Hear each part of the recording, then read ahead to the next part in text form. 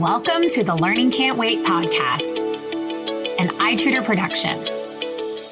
At iTutor, our vision is to ensure every child has access to education, regardless of circumstance. Each episode, we will be joined by pathfinders within and around the education space, who are bringing about transformational change on behalf of deserving students. I am your host, Haley Spirabauer.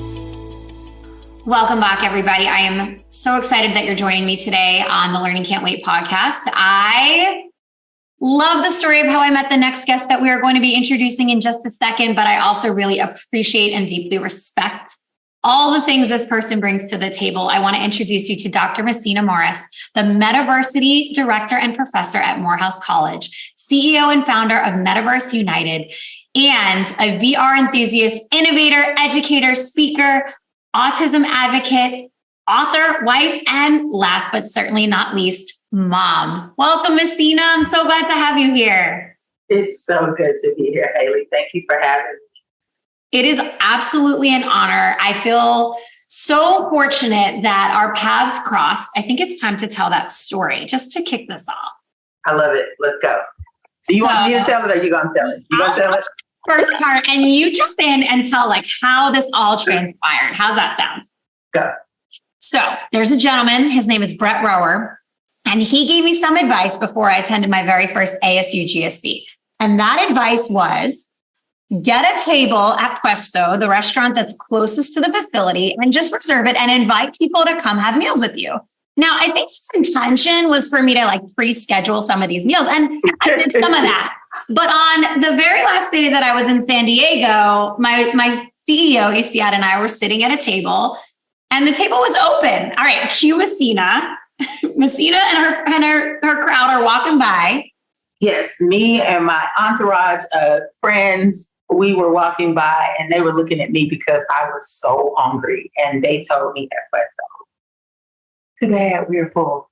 And I was not going to make it. And Christina Francis, who is the executive director of JFF, walks up to your table and it's like, is this empty? Is anyone, and you told her about your whole concept of getting this table. And she was like, Messina, we can sit right here. They don't mind. I was like, what? They don't mind. And we sat next to each other and we've been sisters, BFFs ever since. So that's that. That is a fact. And what the best part about it was, it turned out that the woman you're naming actually had a Jeffersonian dinner in Washington, D.C. with my CEO the prior week. And then, of course, everybody had all these interwebs and connections. But honestly, in Yiddish, you say beshert, which means just meant to be. I feel so much like Messina sitting next to me was just beshert. You were Absolutely. We were just enamored with each other. And I think we didn't talk to anyone else the whole time. I know. And then I think we might have asked ECI his name. I did. But that was not it. That was the extent of the conversation or anyone else at the table. Well, we said names are important. We even bonded over that, how important names are and pronunciation. And so, yeah, it was really great. And now we get to be recording this episode. And candidly, I obviously did research because that's how I prepare. But I feel so out of my depth with our conversation today because I am not a metaverse expert, but you are. So can you start us off, set the stage, and just help our listeners to understand what are we talking about when we say metaverse? What is your scope? And then my first question is tied in, which is, how did you come to be the personal and professional version of yourself? Oh, that's deep.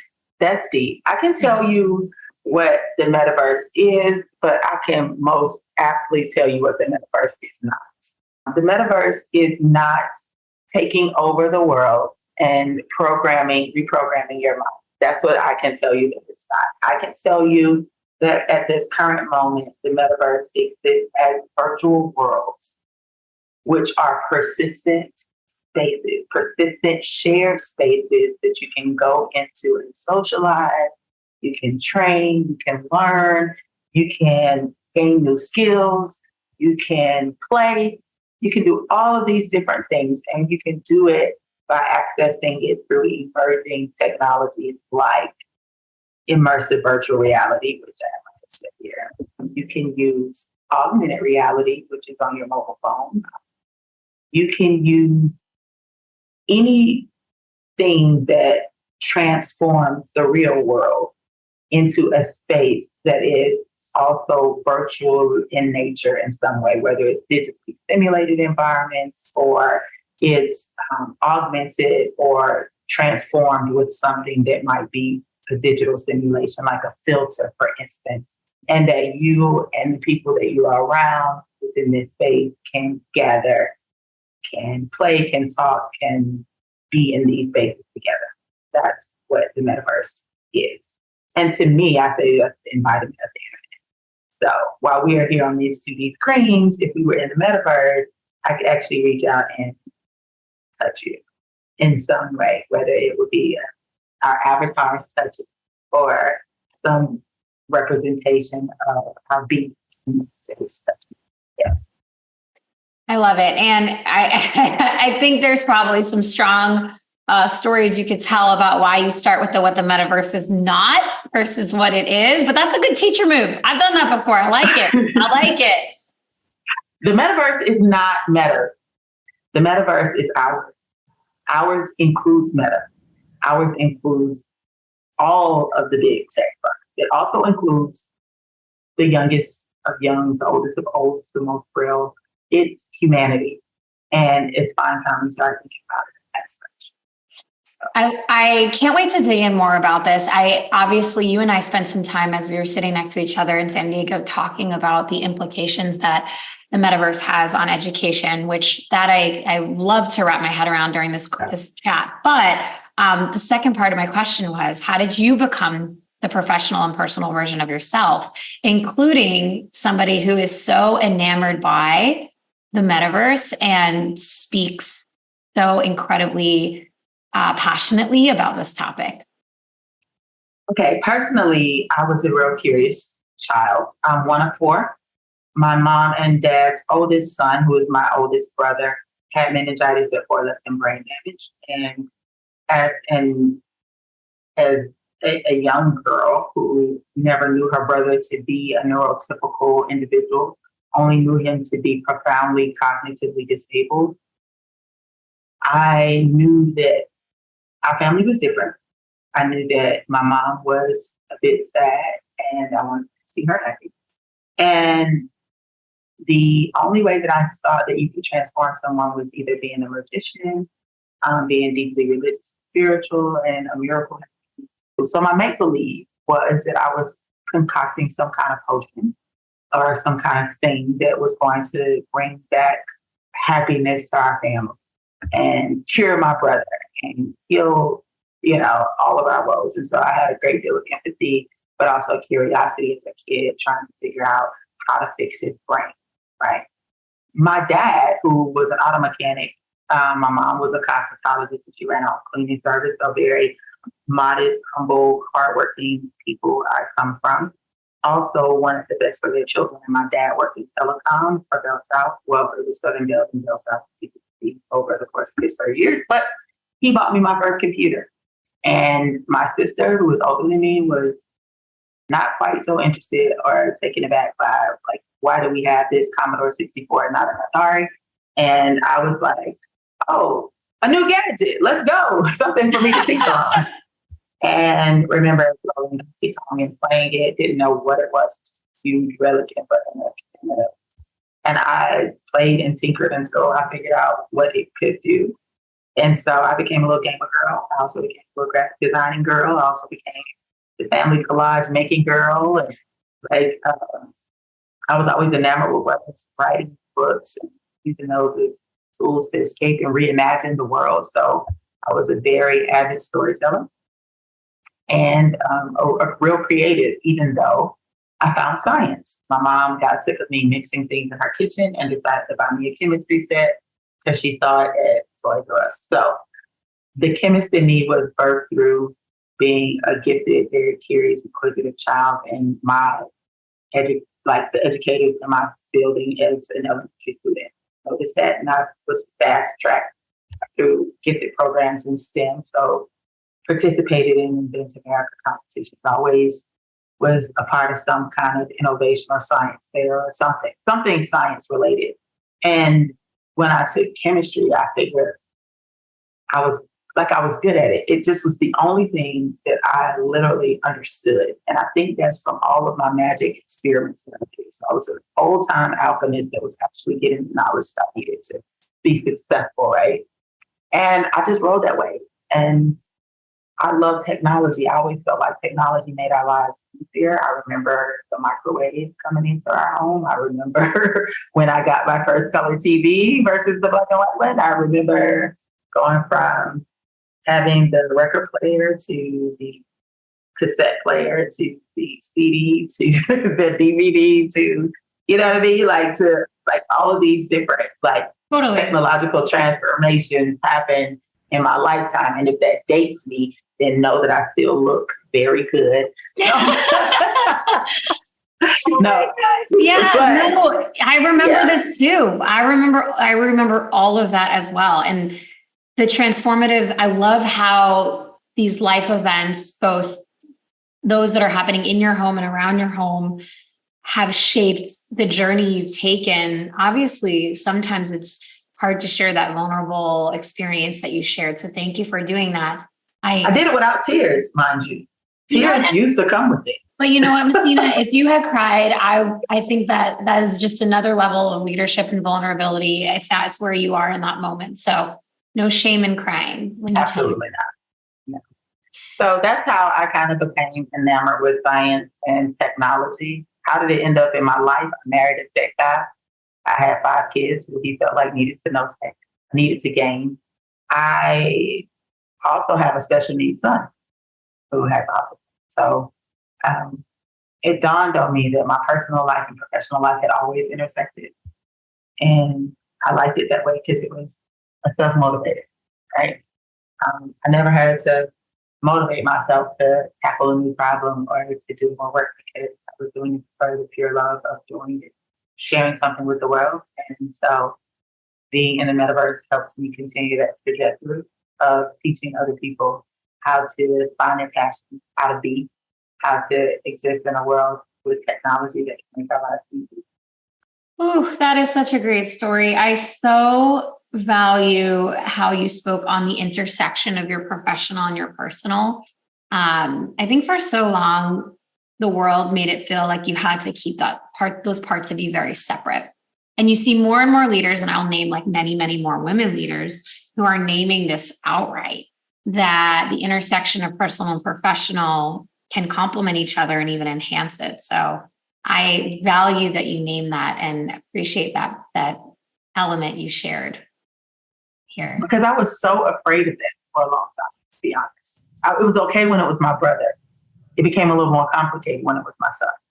So I was afraid of being pigeonholed as just a mom because I worked as a chemist, so I was in a male-dominated field for a long time, and in tech is no different, right? So for a long time, people did put me in a box and define me based on my motherhood and me being a wife, and that was all that I could manage in a day. And I reject that, right? I'm not saying that I want someone to just define me solely on my career or solely on my personal life. I think that I'm a whole person and all parts of me show up at all times in all these spaces. And I feel better in spaces that accept it. I don't really do very well in spaces where I have to compartmentalize, where I don't get to bring my full self or my true heart to work with me. And so I work best in the environment that I'm in as an academic, as a leader, as a director, as a professor. I kind of get to do a lot of different things. But most of all, I get to share my heart and I get to be my authentic self. And I don't have to pretend. And I'm not good at that. Yeah, that's super freeing, right? I get to be who I am, who I feel most comfortable being on a regular basis 100% of the day. That's pretty awesome. Yeah. And I need that. I just really need that as a part of being human. I think and remaining sane. It's necessary for me to know that I don't have to hide. I think COVID was really freeing for me as a mom too, because I had a 2-year-old, and where was he going to go? And I was leading the department, and so I had work to do within my home with 3 other school-age children that were here with me, and a toddler that was being potty trained at the time at daycare. That now I had to do that. So, you know, it was where I could not hide the totality of who I was while being in the midst of launching this huge program.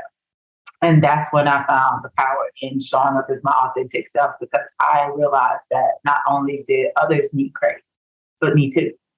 So, you know, I still want to get to this new topic, but I have to just land on this a little bit longer. How do you think you, either then during COVID or even now, because I'm sure you've become a more fully realized version of your authentic self now, how do you think you're doing that has impacted people around you? I think that it gives other people permission to be themselves, especially my children, which is strange. I never thought my kids really paid me much attention until my 17-year-old one day mentioned that I was perfect. And I was like, that's a big leap. I'm not perfect. Mommy's not perfect. Like, trust. Right after you leave here and go to your bed, I'm probably going to be like in a puddle on the floor in tears, or, you know, like looking over some paperwork that I don't understand about my son's IEP meeting or something. You know what I mean? Like, things happen when the door closes to mommy and daddy's room that you don't get to see. But thank you for thinking that I'm perfect, but I had to let you know that I'm not. But the second thing that he said was the reason why he admired me so much was because I was unafraid to be myself and to show people myself. He said that's something that he struggles with. And he was like, when you're happy, you show your joy, even when it's to strangers. He said, you talk to everyone, including the person at Chick-fil-A, so much so I thought y'all really were friends. Like, I thought you knew them. And I was like, well, I do know them. Like, they are our local community, you know, Chick-fil-A workers or whatever. So, and I come here a lot. But for him to say that was so admirable, and it made me realize that, okay, so if he's looking and watching and learning, then so are others. And then people started just sharing with me how me being transparent about my life and my journey mattered to them, like mattered to their ability to get things done, to show up fully as themselves, to take control of their lives. Oh, wow. Like, most of the time, people don't see the ugly parts of life for me. But I had a lot of things that happened during COVID where I had to be completely transparent with my students, with myself, about where I was, and ask for grace. And so I learned how to tell people what I needed, even today, with us changing the time. I needed time, right? I needed a new time. You needed a new time. You know what I mean? Yeah, right? full stop. We both did. Yeah. So, you know, it's about really being clear about what you need to be a functional human, to be a loving, kind version of yourself. And I want to always exude that to the world.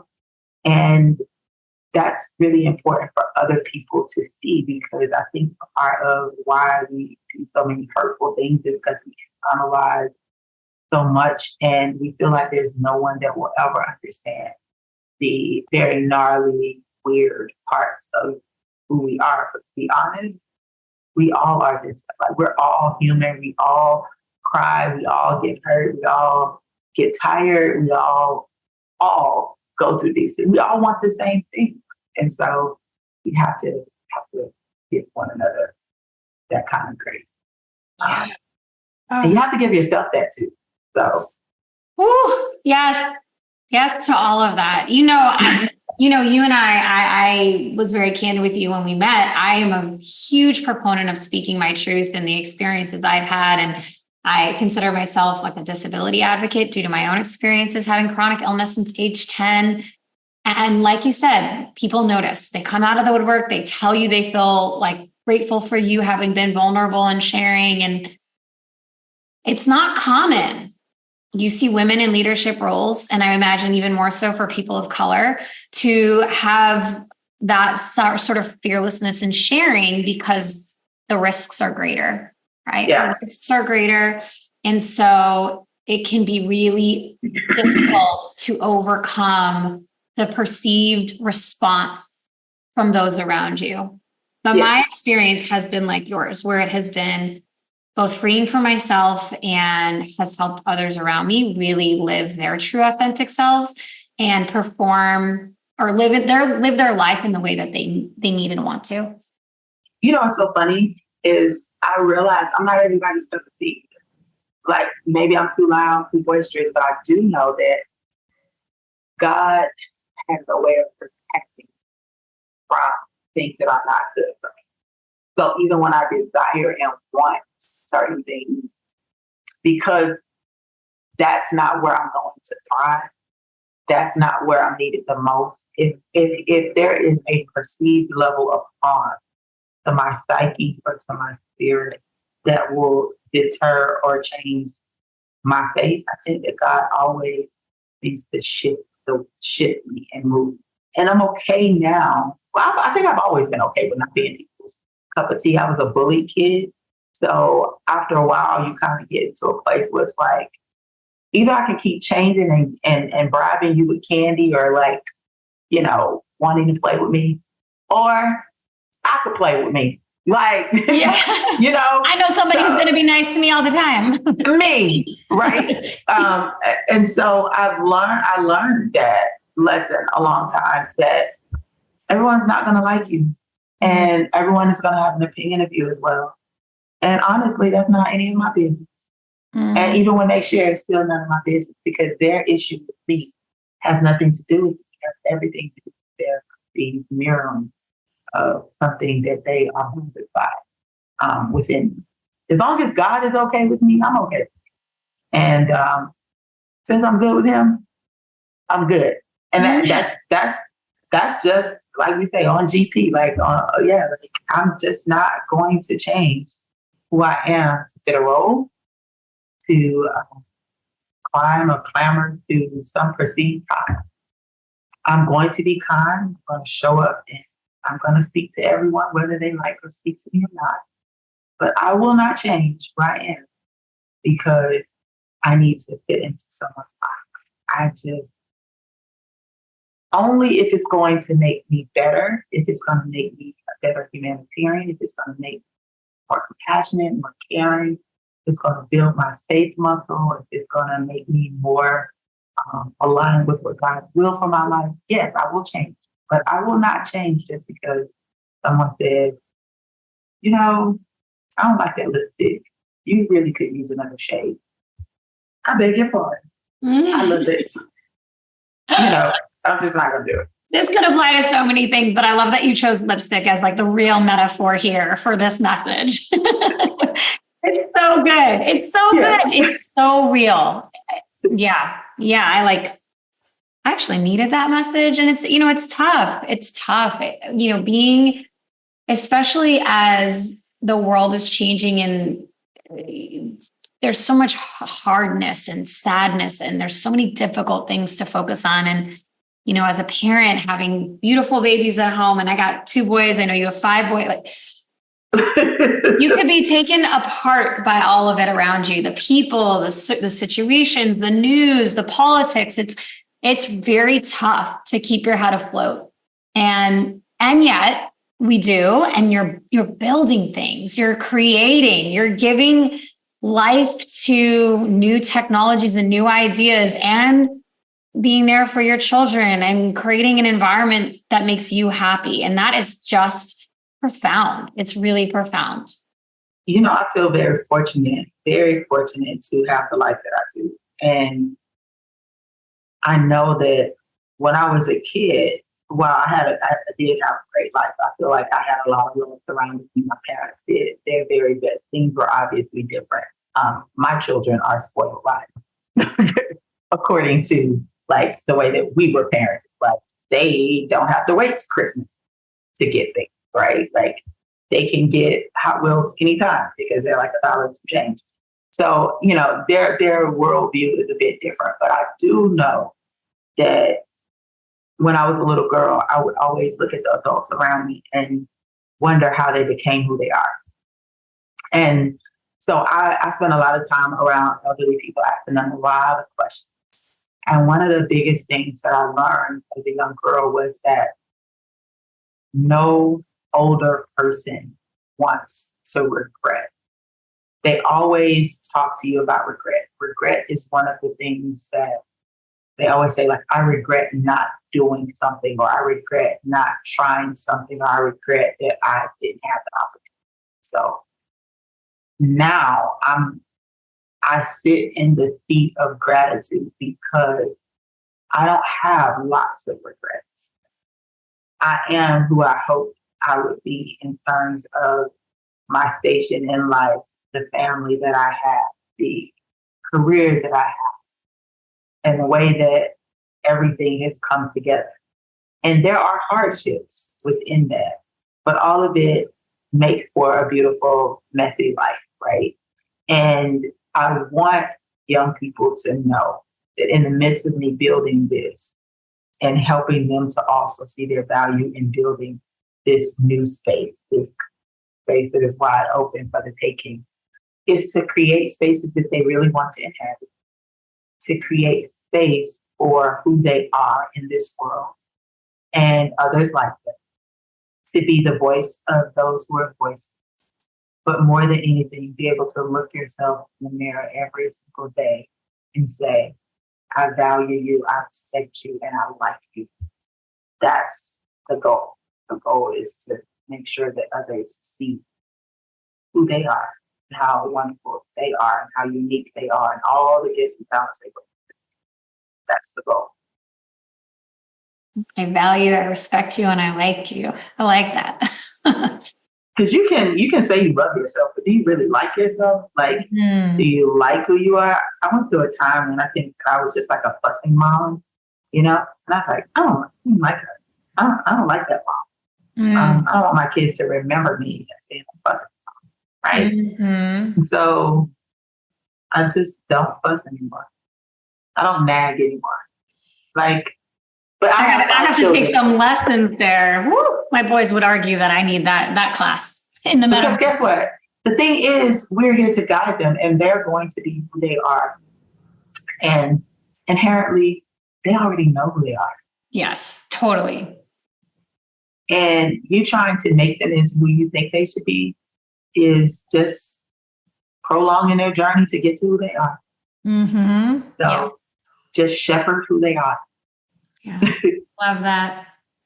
Messina, you know what's so funny? You and I were talking right before I hit record about the length of this episode. We're like, start great at 25, 30 minutes. And I'm like, I cannot wrap this podcast up and not have had you share the incredible work that you've done, both at Morehouse and Metaverse United, to build the Metaverse city and your organization. But I also am like, well, we're kind of almost at 30 minutes. Maybe we just need to do a second episode another time. I'm here for it. Sometimes it is what it is. And I've done some great things professionally, and I am grateful for those things. But sometimes people just need to know the person behind me. Well, and you know what? There's a lot more to all of us as humans than the things we are able to have as our outputs, right? Like our professional outputs. They're important. And, you've named really noble reasons that you're involved in this particular space so that children can see themselves and the students that you work with can see themselves and creating and evolving and innovating. And yet you're also this person, this very, very multifaceted, unique person who has an incredible story. And I love hearing more about it than I did over our 2-hour late lunch at Puesto. Right. It was, that was remarkable. This is the thing is, I'm always very astounded by the people that I feel like strategically places my path. And you're one of those people.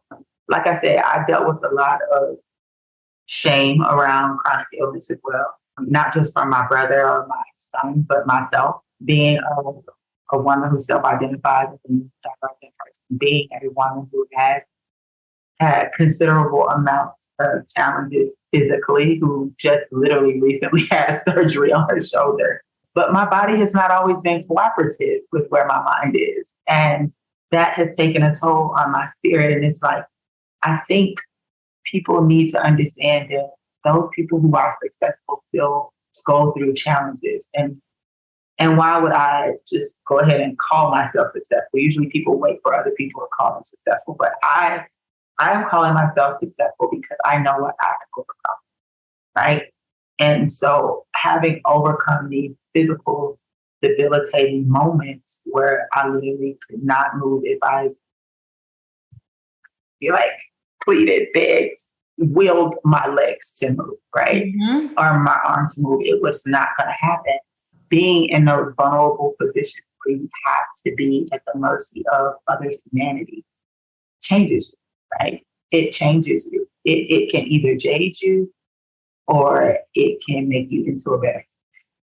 I choose to be a better human. And I also choose to learn how to set boundaries so that I won't be at the mercy of those people who are cool and not quite at the level of vibration in the universe where they are able to be kind and giving and charitable and understanding. So I seek to have patience with those people, and I seek to have patience with myself. And that means that I have to create those boundaries for myself and parent myself in a way that means that I am protecting my own space, my energy, and the things that are important to me. And so I get to choose. And that's the one thing that we don't talk a lot about is, do you really get to choose, or are you riding the wave of what society says you should be? I say I get to choose, because if we only have one life, I should get to choose something. I didn't get to choose being a female. I did not get to choose being Black. I didn't get to choose what family I was born into. I didn't get to choose a lot of different things. But I do get to choose peace. I do get to choose joy. I do get to choose purpose. And I do get to choose when I'm very tired and I need to restore myself. I get to choose rest. This feels a bit like a call to action for our listeners, maybe for us. I love it. I could honestly, Messina, the notion of choice drives me as a human being. It's why I'm involved in education to begin with. Literally because of the idea of choice, and human beings should have the ability to choose the path that they take. And education is one of the only ways I know how to affect that in children. Yeah. Allow them to have choice. A great education lets them choose their path forward. Otherwise, what do children have? They have the station they were born into, which in many cases is not always is not great. And so choice. Woo. The thing is, education has failed. And I'm going to say it. I'm an educator. I'm a certified educator. I am a mother. Yes. The system is shattered to pieces. And I applaud those who continue to feel like they can move within the same boundaries of this system and make it work. It has failed. And I want people to accept it. Mm-hmm. Because until you accept that it has failed, you will never change it. You will never change it. And it has failed. There are children who are in the 9th grade who cannot read in America. Why? That is the most bizarre, insane, ludicrous, ridiculous thing in life. You can't read. And I mean, there's not you can't read a chapter book type of you can't read. I'm talking about you can't read Jack ran down the street type of read. And so that for me signifies huge failing, not just on our system, but within the educational structure and the edifice and this power structure that binds or governs education needs to change. And I don't care how much money you throw at a problem. The problem is not going to be solved because you're doing the same thing to solve it. That's like the definition of insanity. Did I say that? But it's the truth. So my biggest issue with the educational system, academia, all of it, is this inability to be a dynamic system that changes and is fluid and is no longer accepting mediocrity as a standard of achievement. Like for me, everyone has the capacity to learn, to grow, to understand. Do you want to know how I know this? Because the same way that they earmark people for gifted programs or STEM programs like I was, or in our school system, you earmark the ones that you feel like are failing or falling behind, and you kind of label them, and they become factory workers or the garbage truck drivers or whatever. Okay. It's not that those people are any less brilliant than you are, because the roads that we travel down every day, that these people who were considered, oh, they didn't do their work, or they weren't capable, or they weren't intelligent enough. These same people who work on our streets have enough wherewithal to understand how to make sure that the lines in the street are straight, how to mix the right paint so that it stays, to make sure that the pressure and the torque that is going onto the gravel is not going to create potholes or a large, massive sinkhole in the ground.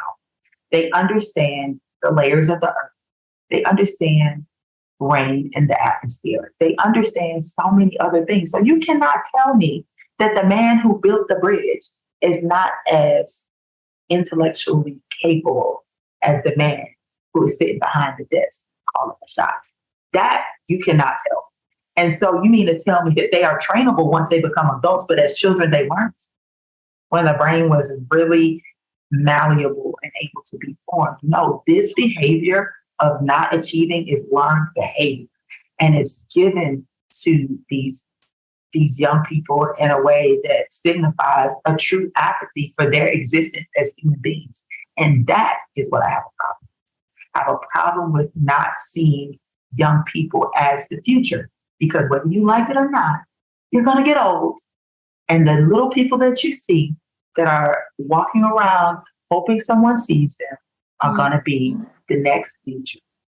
The next future that either is going to remember you as helping to transform their life and their station in life and give them opportunity, or they're going to see you as a villain who, as soon as you die, you go to your grave, they're going to sweep your little vision of who you were away and hope you never return, and neither does your ghost. So what I'm saying is that we have got to heal a broken system, but we have got to heal communities, we've got to heal neighborhoods, we've got to heal families.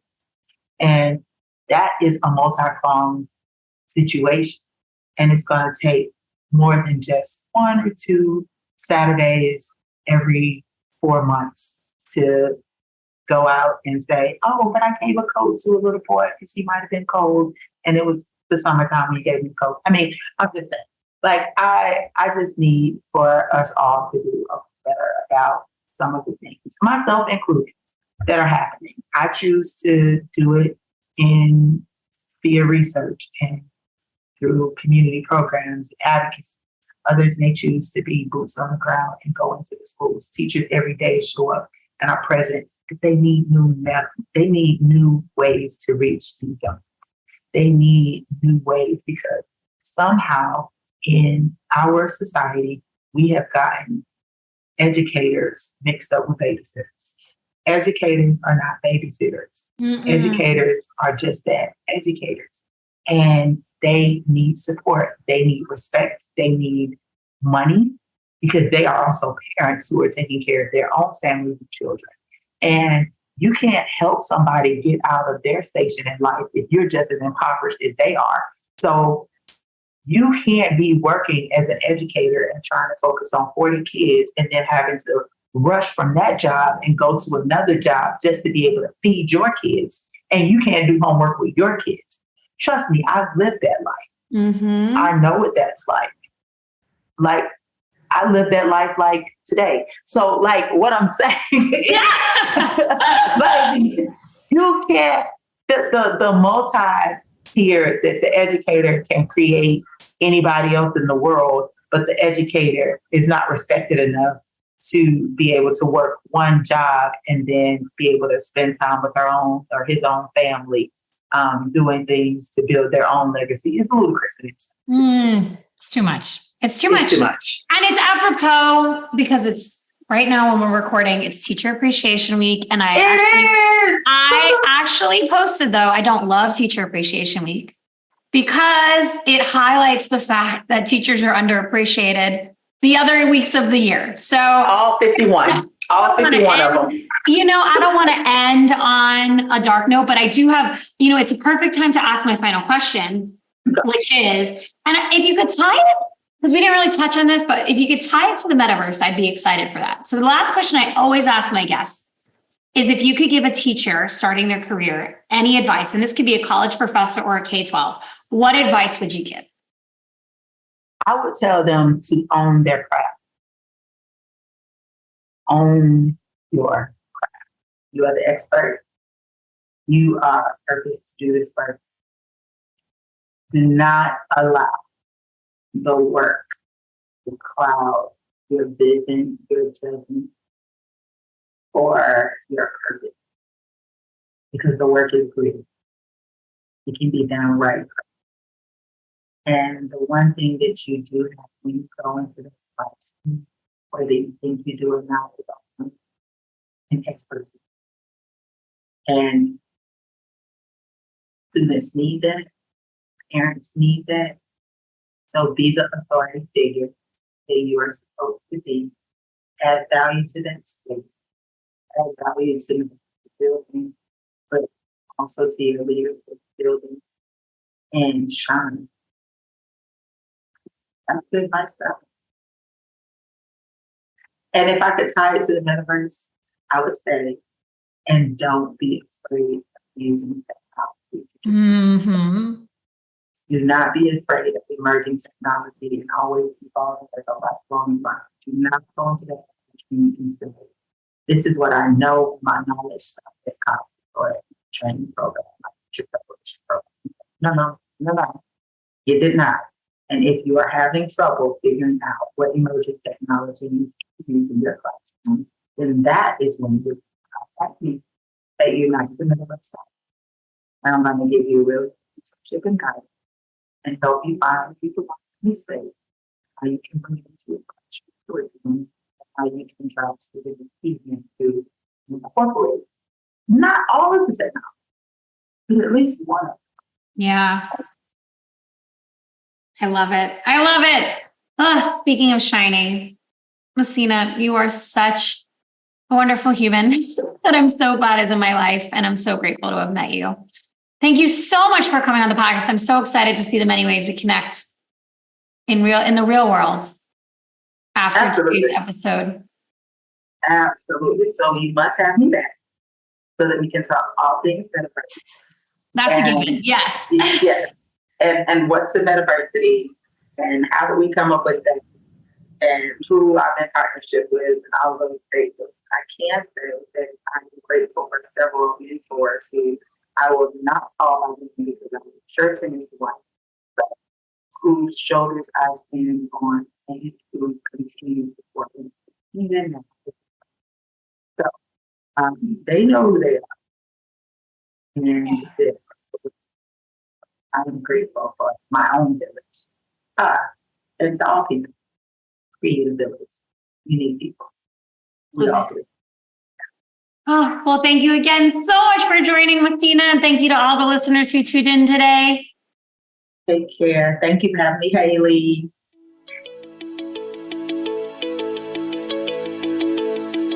Thanks for listening to the Learning Can't Wait podcast. If you liked what you heard, please rate, review, and share this episode. Be the first to know when we have a new episode by subscribing wherever you listen to podcasts. If you'd like to be a guest on the show or have a suggestion for an episode, email us at podcast@itutor.com.